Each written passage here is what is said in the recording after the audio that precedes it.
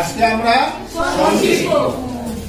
দেখো এখানে প্রথম শব্দ বিপজ্জনক। ব্যঞ্জন যখন একটা ব্যঞ্জনে যখন যুক্তাক্ষর হইব একটি বর্ণে, তখন আমরা প্রথম সূত্র অনুপাতে খণ্ডত্ব এবং বসাইব।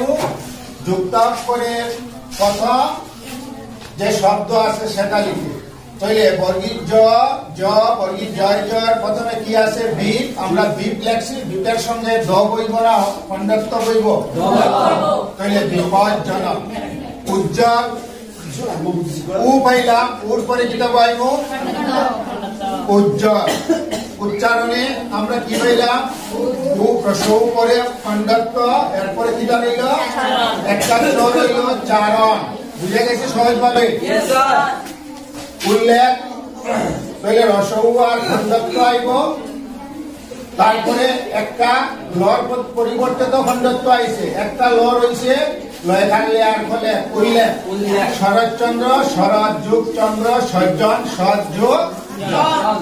তাহলে প্রথম সূত্রের এগুলা গেল। এখন দ্বিতীয় সূত্রে দেখো, যখন আমরা তালিব স মূর্ধন্য স দন্তীয় তালিব স মূর্ধন্য স দন্তীয় স আমরা পাইব। এই তিনটা স পাওয়ার লগে লগে এই তিনটা স পাওয়ার সঙ্গে সঙ্গে আমরা কিটা করবো? যেখানে তালিব স আছে এখানে আমরা কি করবো? বিশের ঘর বয়াইব। বুঝছেন এই সূত্রটা?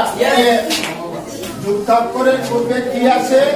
নব আছে, ন তারপরে কি বয়াইব?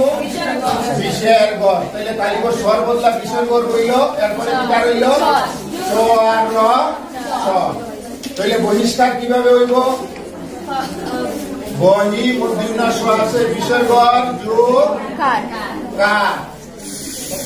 নমস্কার দিলে হইব নম নম, দন্তে স্বর বদলা বিশের ঘর, তারপরে কার রইল বহিষ কার। তাহলে এইগুলা তোমরা ধরসাই।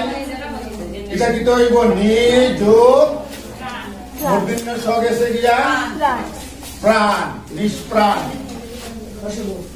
যোগ বিশের ঘর যোগ চিন্তা। ভেরি গুড, এই তো শিখি লাইছো। তাহলে এটা তোমরা করবে দিতে হইব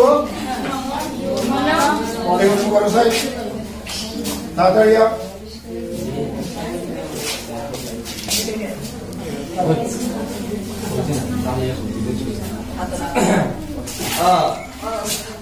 তাড়াতাড়ি বলো।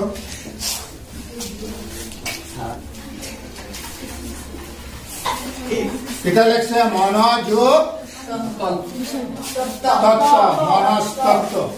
তাহলে এই দুইটা বিষয়ের সন্ধি তোমরা আর পাইলে তো করতে পারবা। যদি ব্যঞ্জনে একটি বর্ণের যুক্তাক্ষর হয় তাহলে খণ্ডত্ব বা দ বসাইব, যেভাবে বিপদ জনক আর ওজ্জ্বল। আর যদি তালিব স মূর্ধন্য স দন্তীয় সতে যদি যুক্তাক্ষর থাকে তাহলে আমরা কি বয়াইব? বিশের ঘর। নবশ্চ তাহলে নব তালিব স্বর বদলা কিতা আইব? বিশের ঘর যোগ কিতা রইল? চর হইছে, চর চর নব চ। তাহলে তোমরা এটা করতে পারছো, আশা করি তোমরা বুঝতে পারছো। এই দুইটা সূত্রের সন্ধি আর ভুল হইবে না নিশ্চয়। তাহলে ক্লাসটা কেমন লাগলো?